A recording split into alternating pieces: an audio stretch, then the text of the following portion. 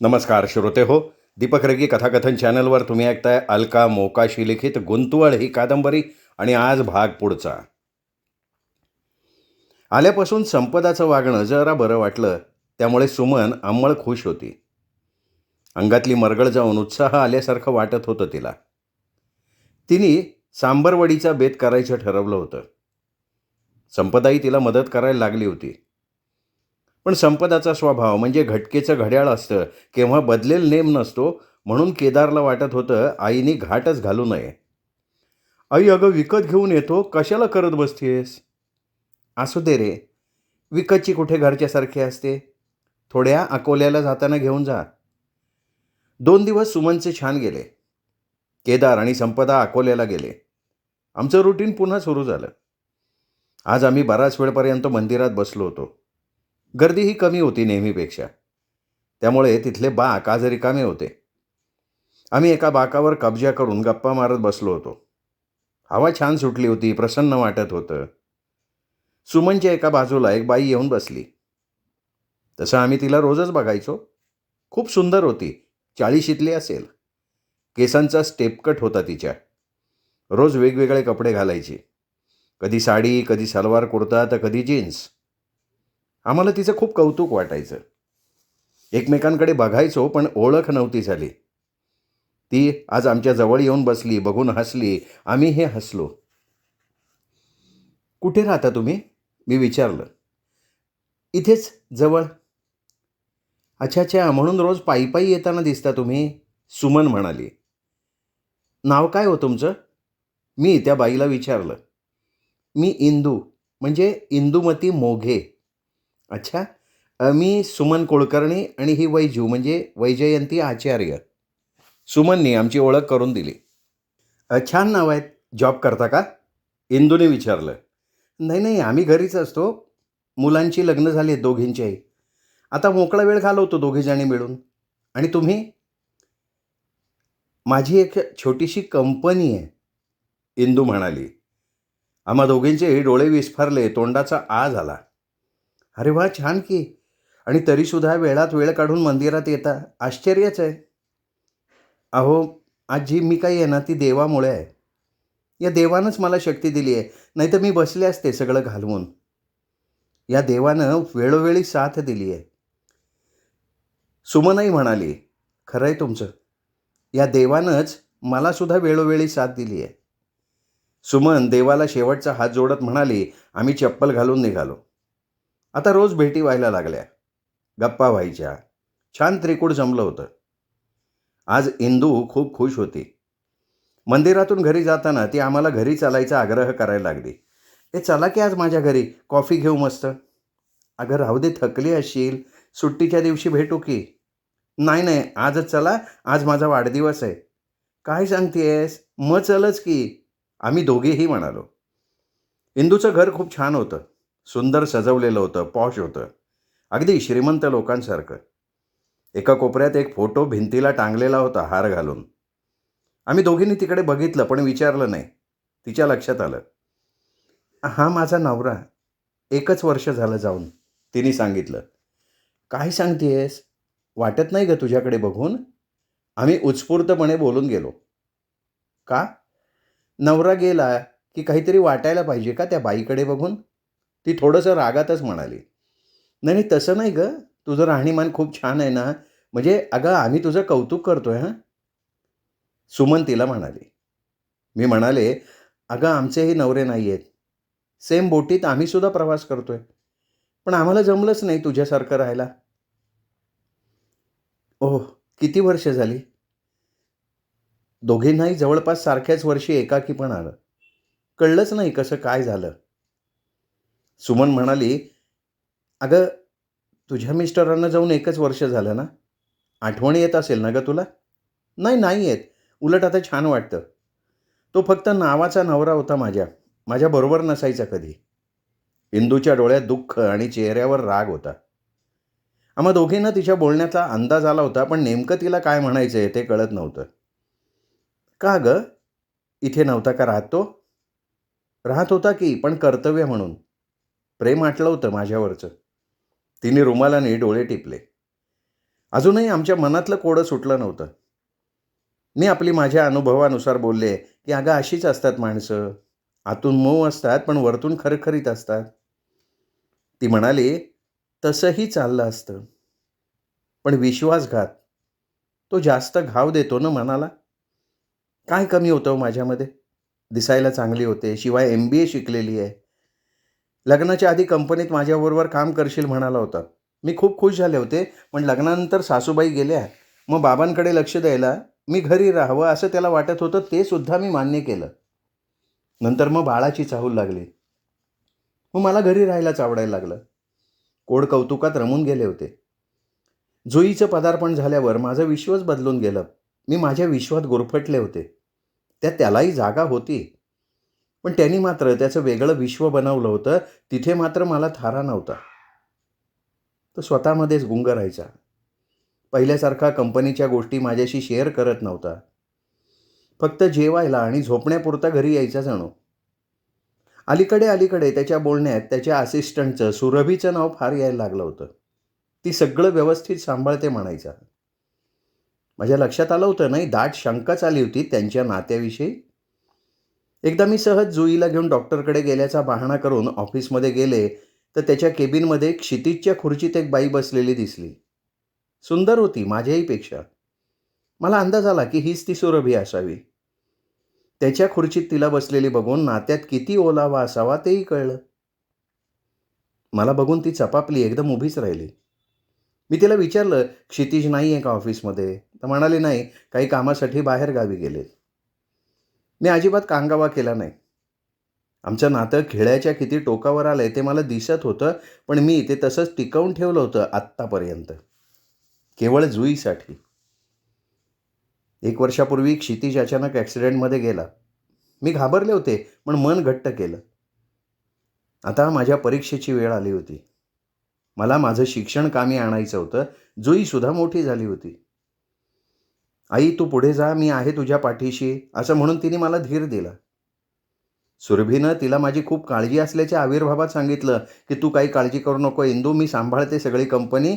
तू घरीच राहा, तुला काही बाहेरची कामं जमणार नाहीत." माझा स्वाभिमान जागा झाला. मनाची तयारी केली. एक दिवस सुंदर तयार झाले, आरशात स्वतःला निरखलं. काय सुंदर दिसतंय आपलं रोपडं, स्वतःलाच सांगितलं आणि ऑफिसमध्ये गेले. मला बघून सुरभी एकदम चवतळल्यासारखी झाली आणि म्हणाली, "अगं तू कशाला आलीस इकडे? मी सांभाळते की सगळं." मी तिच्याकडे एकटक बघत म्हटलं, "जरा उठशील का क्षितिजच्या खुर्चीवरनं?" तिला उठवत नव्हतं, पण मग तिचा नाईलाज झाला, ती फणफणत उठली. मला म्हणाली, "अगं मागे तूच म्हणाली होतीस ना मला इंटरेस्ट नाही आहे." मी म्हणाले, "हो म्हणाले होते, पण ते क्षितिज असताना. आता मला जमेल ते. तुला जमेल ना आता, कारण आता क्षितिज नसणार." सुरभी हाताश उभी होती आणि मी आतल्या आत हसत होते, जिंकल्यासारखं. मी स्क्रीनकडे बघत म्हटलं, "बरं ऐक सुरभी, मला काही मेल पाठवायचे आहेत, चेक करायचे आहेत मेल्स. मला लॅपटॉपचा पासवर्ड आणि क्रेडिट कार्डची डिटेल्स पाठवशील?" ती तिची पर्स उचलून घेऊन जायला लागली. आपल्या टेबलवर शिफ्ट होण्याकरता तितक्यात मला जुईचा फोन आला. जुई म्हणाली, "आई जिंकलीस ना?" मी म्हणाले, "हो, मी जिंकले." सुरभी ऐकत होती. मी तिला म्हणाले, "सुरभी हे घे, अगं क्षितिजचा परफ्यूम आहे, ड्रॉवरमध्ये होता. ठेव तुझ्याकडे." मी परफ्यूम तिच्या हातात ठेवला. तिचा चेहराच उतरला. डोळ्यात पाणी आलं होतं, नाक लाल झालं होतं. आम्ही दोघे एकदम म्हणालो, "शाबास, अगं मग तर तुझा वाढदिवस आज खूप जोरात साजरा झाला पाहिजे." इतक्यात जुई आलीच केक घेऊन. सकाळी अंगणातली झाडझूड, सडा रांगोळी झाल्यानंतर सुमन जरा वेळ झोपाळ्यावर बसली होती. उजाडायला सुरुवात झाली होती. मातीचा मस्त सुगंध सुटला होता. वातावरणात उष्णता वाढली असली तरी अंगणात झाडांमुळे गारवा वाटत होता. आज मोगरा मस्त बहरला होता. बाळंतिणीच्या शरीरासारखा मोगऱ्याचा वेल रसरशीत भासत होता. पानांचा हिरवा कंच रंग चमकत होता. भरपूर फुलं आली होती. झाड पांढरं शुभ्र दिसत होतं. ती झाडांशी एकरूप झालेली असताना अचानक तिच्या पायाला काहीतरी मवमवू लागलं. बघते तर काय, एक मणी तिच्या पायाभोवती म्याव म्याव करत भिरभिरत होती. हल्ली ही मणी रोज यायला लागली होती. सुमनच्या जवळजवळ करत होती. सुमन तिला रोज भांड्यातून दिवसातून 2-3 वेळा दूध देत असे. खूप छान होती, गुबगुबीत, पांढरी शुभ्र. आज तिची चाल सुमनला जरा सुस्तावल्यासारखी वाटत होती. पिल्लं घालणार असं वाटतंय, सुमनच्या मनात आलं. ती जरा जास्तीचं दूध तिच्या भांड्यात घालायला लागली. शरीरधर्म कोणा प्राणीमात्राला चुकलाय?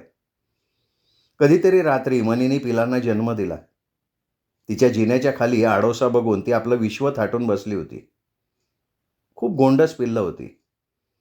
कदाचित गोंडस हा शब्द नुकत्याच जन्मलेल्या फुलाबरोबरच जन्माला आला असेल. पिल्लांना मनसोक्त कुरवाळल्यानंतर मनीच्याही अंगावरनं सुमनने हात फिरवला. सुमनचा मायेचा हात अंगावरून फिरल्याबरोबर मनी प्रसववेदना विसरून अंग सैल करून झोपली. सुमन वर्तमानपत्रातल्या ठळक बातम्या नजरेखालून घालत होती तेवढ्यात फोन खणखणला. हातातला पेपर बाजूला ठेवून जाईपर्यंत 3-4 रिंग होऊन गेल्या होत्या. हॅलो. हॅलो आई.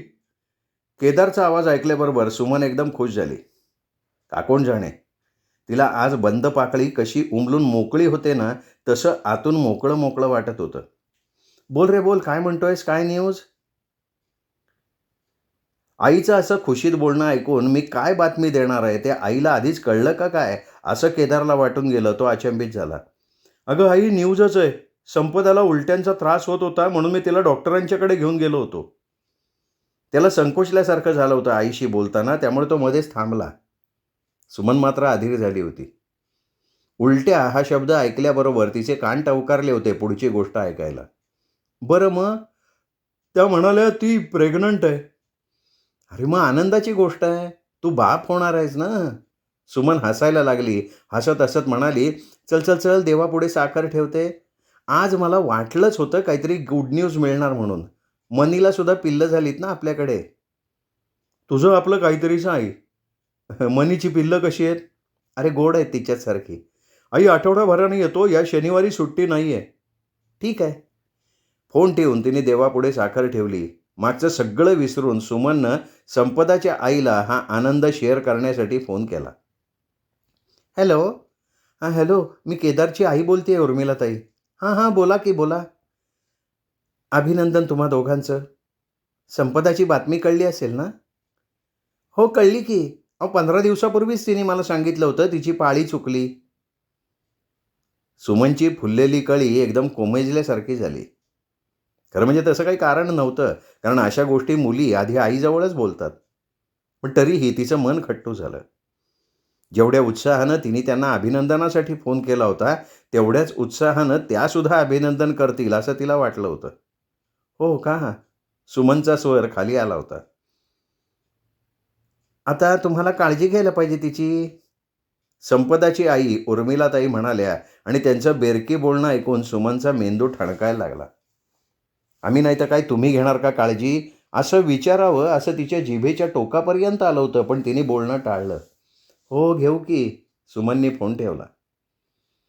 काहीतरी चांगलं करायला गेले आणि स्वतःच स्वतःचे हात पोळून घेतले असं तिला वाटायला लागलं, म्हणून तिची चिडचिड व्हायला लागली. कसंही करून संपदा खुश राहावी म्हणून सतत सुमनचे प्रयत्न चालू असायचे, पण तिच्या आईचं तिला फूस लावणं बंद होत नव्हतं. मनाची तगमग शांत करण्यासाठी सुमन स्वयंपाकघरात गेली. एक ग्लास माठातलं गार पाणी प्यायली. सोनचाफ्याच्या सावलीत जरा वेळ मन शांत करायला बसली होती ती. पण आता गरम झळा लागायला सुरुवात झाली होती. जेवण झाल्यावर जरा वेळ वामकुक्षी घ्यावी म्हणून तिने बेडवर अंग टाकलं, तितक्यात दारावरची बेल वाजली. शेतातून गव्हाची पोती घेऊन तुकाराम आला होता. अरे आज कसा आलास? रविवारी येणार होतास ना? नाही, आज जमलं तर म्हणलं आजच घेऊन आलो. बरं ये घरात, आधी बस, पाणी देते. अजून कोणी आहे का बरोबर? आहेत की 2 माणसं गाडीवरची, ते जातीन पाणी पिऊन. सुमननं तुकारामला आणि त्या 2 माणसांना माठातलं थंडगार पाणी प्यायला दिलं. ते धान्याची पोती उतरवून गाडी घेऊन निघून गेले. थोडंसं तोंड आले पाणी लावीन म्हणतो. अरे जा ना तिकडे बाथरूममध्ये मग. तुकारामने हातपाय धुतले तोवर सुमननं चहा करून आणला. त्याचा चहा पिऊन होईस तोवर सुमननं पिठलं केलं. ज्वारीचं पीठ भिजवलं. गरम गरम 3-4 भाकऱ्या केल्या. पिठलं, भाकरी, लसणाची चटणी, कांदा, शिरा असं त्याला जेवायला वाढलं.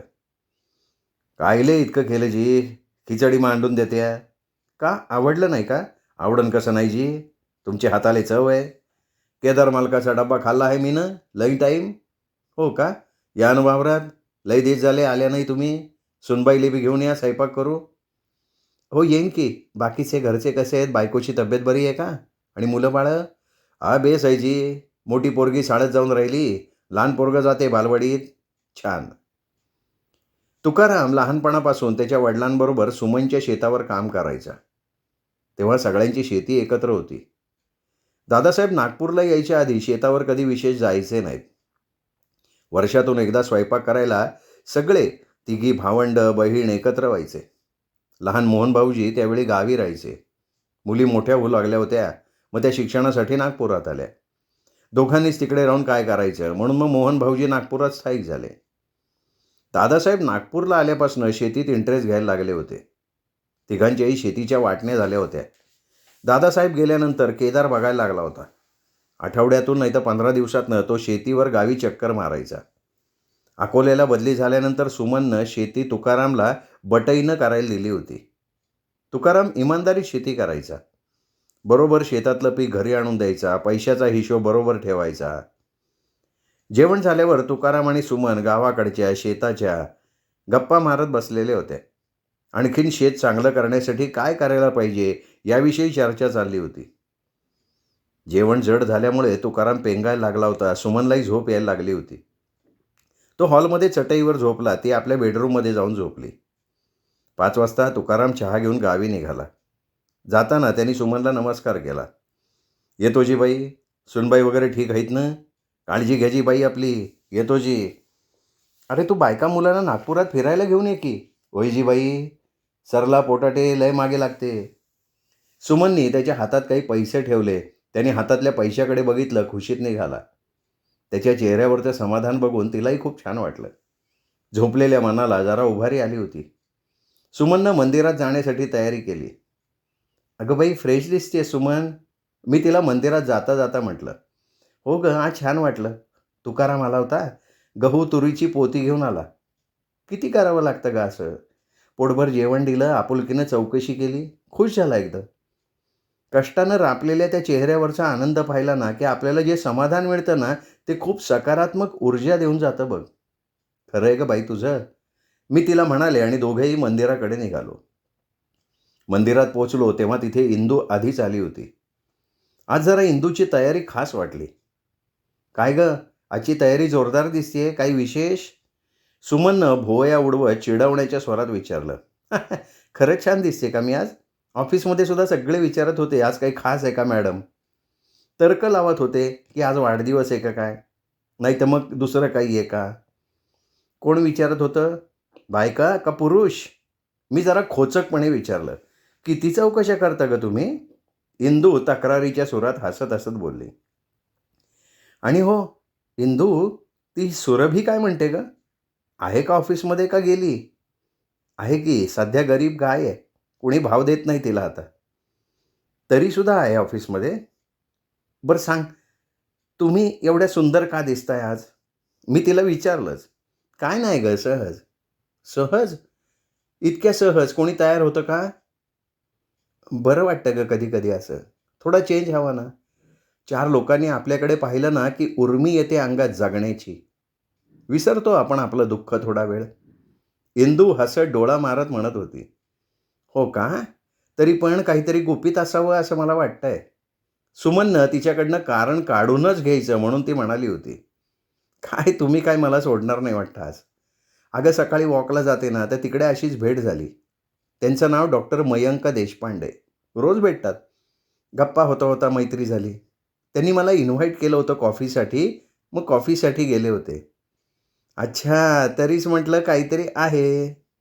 चांगलं आहे चांगलं आहे. छान आहे. तशी तू आहेसच वळणदार सुंदर आवडण्यासारखी. सुमननीही तिची तारीफ केली. ती लाजली. अगं आता कुठे या वयात? लग्न झालंय का गं त्यांचं? मी आपला टिपिकल बाईसारखा प्रश्न विचारला. काहीच नाही माहिती का अजून? मी काहीच नाही विचारलं. अशाच जनरल गप्पा मारल्या. फक्त त्यांच्या घरी त्यांची आई आणि ते दोघंच राहतात इतकं कळलं. चांगलं आहे. चला अंधार पडतोय. दिवे लागण्याची वेळ झाली. सुमन म्हणाली. उठली. आम्ही हसत हसत उठलो आणि चालायला लागलो. आज सकाळपासून बायका आल्या होत्या. गहू पाखडायला, तुरीची डाळ भरडायला. दोन्ही मिळून 7-8 पोती होती. अख्खा दिवस जाणार होता.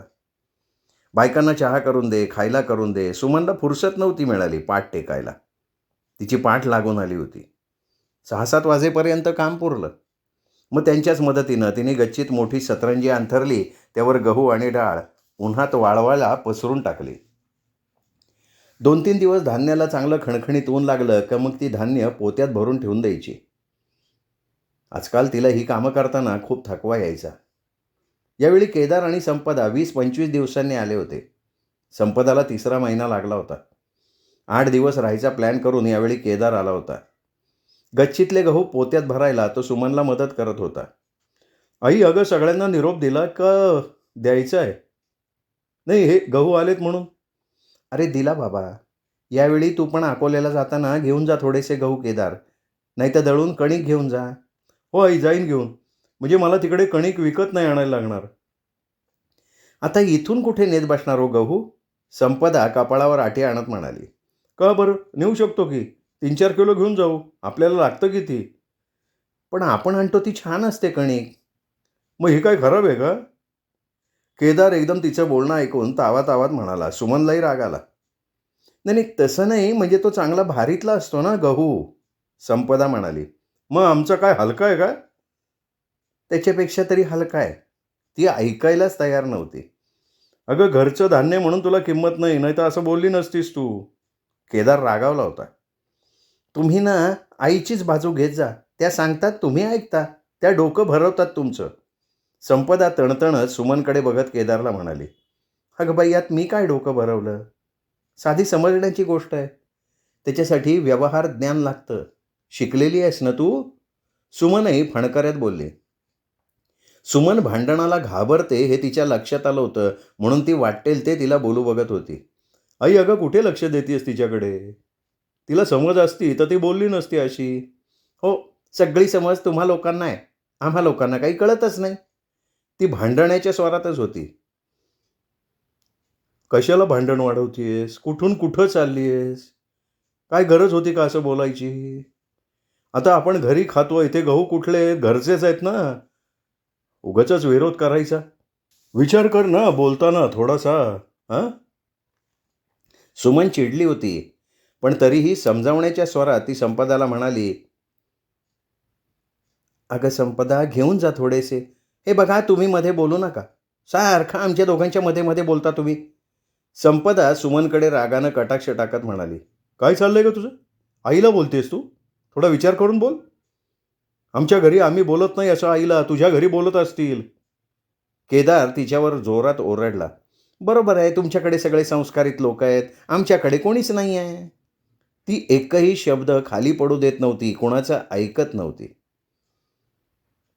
आतापर्यंत सुमन बोलत नव्हती, पण अलीकडे तिची सहनशक्ती संपत आली होती. अगं किती जोरात बोलतीयस? लोकांना ऐकू जात असतील. काय म्हणतील ते? तुला दिवस गेलेत ना, जरा हळू बोल. सुमन त्रासिक स्वरात म्हणाली. असू द्या, मला दिवस आहेत तर. तुम्हाला कुठे फरक पडतोय? तुम्हाला फरक पडत असता तर असं बोललंच नसतात मला. संपदा मुद्दामून भावूक होऊन म्हणाली. अगं आम्ही कुठे बोलतोय तुला? तूच वाद घालायला लागली आहेस. सुमन हळू आवाजात म्हणत होती. संपदा रागारागानं सुमनकडे बघत आपल्या बेडरूममध्ये निघून गेली. सुमन डोकं धरून बसली. थोड्या वेळानं संपदा तयार होऊन बाहेर आली. एक पिशवी घेऊन पोत्यातले गहू त्यात भरायला लागली. केदार आणि सुमन तिच्याकडे बघत होते. काय चाललंय त्यांना कळत नव्हतं. हे काय, गहू घेऊन कुठे चालली तू? केदारनं तिच्या हातातली पिशवी घेत विचारलं. आईकडे. आईकडे? तुझ्या आईकडे कशाला? केदारनं पिशवी खाली ठेवत विचारलं. आई शेवया करते ना म्हणून. असू दे, देऊ नकोस. आत्ता तर नावं ठेवत होतीस या गावाला. केदारच्या डोळ्यात निखारे होते, डोक्यात तिडीक गेली होती. अरे केदार, असू देत, नेऊ देत तिला. आई, अगं तिने किती अपमान केला तुझा आत्ता, तरी सुद्धा. आणि न्यायचे तर नेऊ देत, पण विचारायचं तरी एका शब्दाने. केदार म्हणाला. संपदा गाडीपाशी जाऊन उभी होती. केदार सुमनला सांगून निघाला. आई, आम्ही येतो हिच्या माहेरी जाऊन.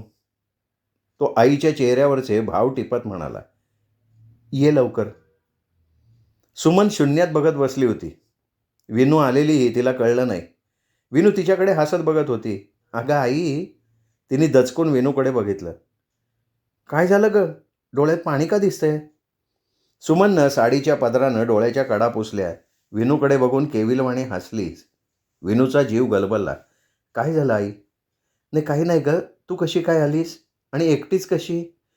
अगं श्री आजीजवळ खेळत होता. मग आले सोडून त्यांच्याजवळच. सुमनच्या चेहऱ्यावर कारुण्याची झालर दिसत होती. चेहरा उतरला होता. विनूला चैन पडत नव्हतं. अगं आई सांग ना काय झालंय? केदार आलाय ना? हो आलाय. ते दोघं तिच्या माहेरी गेले. आत्ताच गेलेत थोड्या वेळापूर्वी. मग केदार काही बोलला का तुला? नाही गं. मग संपदा काही बोलली का? तीच बोलली असेल. नक्की. तिचं फार वाढलंय हल्ली. कळतच नाही कसं वागायचं या बाईबरोबर. फार भांडकुदळ आहे. सुमननं सगळं घडलेलं तिला सांगितलं आणि म्हणाली, पण काही बोलू नको हा विनू तू. तुमचे तरी संबंध चांगले राहू देत. चांगले? अगं ती कधी बोलते का माझ्याशी मोकळेपणानं? प्रत्येक गोष्टीला क्रॉस तर करते. तिला माझाही राग येतो मला माहिती आहे आई. सुमननं विनूला मुगाच्या डाळीचा शिरा दिला. अगं आज केला होता तिला आवडतो म्हणून. म्हटलं दिवस गेलेत तिला तर करावा. पण तिला आवडला का? चांगला झाला असं म्हटली का तरी? काही किंमत नाही आहे बघ तिला. अगं ती कधी म्हणते का चांगलं झालं? तिला तिच्या आईचं नाही तर बहिणीच्या सासूचं कौतुक. श्रीमंत आहेत ना ते लोक. कसले ग श्रीमंत? श्रीमंत आहेत म्हणून कौतुक नाही करत ग. सासरे आहेत ना घरी. शिवाय कडक आहेत तिथे नाही चालत कोणाचं. घरभर लोक आहेत म्हणून कौतुक करतात. तिथे मोकळं राहणं आहे म्हणून हिंमत करतात. पण सुमन अजूनही उदास होती. तिचं मन फार संवेदनशील झालं होतं अलीकडे. विनूला कळत नव्हतं की आईला यातनं बाहेर कसं काढायचं. आई चल अंगणात बसू. ऊन गेलंय झाडांना पाणी घालू. सुमनच्या जीवावर आलं होतं पण तरीही विनूच्या म्हणण्याखातर ती अंगणात गेली. आई अगं नवीन रोपं केलीत का गं तयार? आमच्या शेजारच्यांना हवी होती. विनू झाडामध्ये काहीतरी शोधत शोधत म्हणाली. अगं केलीत की बघ तिकडे. अगं बाई किती सुंदर आहेत. कशाची आहेत? रंग किती गोड आहे गुलालासारखा. ती झाडांना हात लावत बोलली. तितक्यात तिचं लक्ष मोगऱ्याच्या कुंडीकडे गेलं. अगं आई मोगऱ्याच्या कुंडीत माती कमी झाली आहे. नवीन लावलंस का झाड? अगं बाई लक्ष नाही गं माझं. थांब काहीतरी घेऊन येते त्यात माती घालायला. सुमन आत गेली तर फोन वाजला म्हणून तिने फोन घेतला. हॅलो. हां आई. अगं संपदाला तिच्या माहेरी सोडलं मी. मी जरा बाहेर आलो आहे कामाला. येतो मी घरी थोड्याच वेळात. तिला तिचा भाऊ सोडणार आहे रात्री. ठीक आहे लवकर ये. विनू आली आहे. कुठे अडकली आई? अगं मी वाट बघत बसले बाहेर. फोन कोणाचा होता? अगं केदारचा होता. तो येतोय थोड्या वेळात. केदार आला तेव्हा दोघी मायलेकी अंगणात बसल्या होत्या झुल्यावर. मातीचा गंध सुटला होता. झाडं पाणी घातल्यामुळे टवटवीत झाली होती. केदारला विनूचा चेहरा पाहून लक्षात आलं होतं की आईने तिला सगळं सांगितलेलं असावं. तो पण त्यांच्याजवळ झुल्यावर जाऊन बसला. भीत म्हणाला, आई तू काळजी करू नको. मी बघतो तिला. सुमननी मान हलवली. इतकी नालायक असेल असं वाटलं नव्हतं. आता तिला दिवस गेलेत म्हणून ग नाही तर दाखवलं असतं. मलाही काही उपाय सापडत नाही आहे रे. विनू खिन्नपणे म्हणाली. आई यावेळी तू अकोल्याला चल ना आमच्याबरोबर. काही दिवस राहा तिकडे. सुमननी केदारकडे झटकन बघितलं आणि म्हणाली, नाही नको. मी येणार नाही. मी इथेच बरी आहे. ती हळू आवाजात बोलली. मान खाली घालून टाकली. केदार आईच्या हातावर हात ठेवत म्हणाला, अगं ते पण घर तुझंच आहे. तिकडे चल. नको रे बाबा. आई अगं खरंच जाऊन ये की. अगं मग इथल्या धान्याची विल्हेवाट कोण लावणार? त्याच्याशिवाय मी काही इथनं हलू शकत नाही. अगं आई धान्याची विल्हेवाट लाव मग ये. विनू तू बसून देशील का आईला बसमध्ये? अरे देईन की बसून. तू पण ये ना विनू 1-2 दिवस तिकडे विवेक बरोबर. शेगावला जाऊन येऊ. विनूला कल्पना आवडली. ती खुश झाली. म्हणाली, येऊ आम्ही नक्की. नक्की येऊ. सुमनलाही जरा बरं वाटलं. श्रोते हो आजचा भाग इथेच संपला. पुढचा भाग ऐकण्यासाठी उद्या भेटूयात दीपक रेगे कथाकथन चॅनलवर. अलका मोकाशी लिखित गुंतवळ ही कादंबरी ऐकायला. नमस्कार.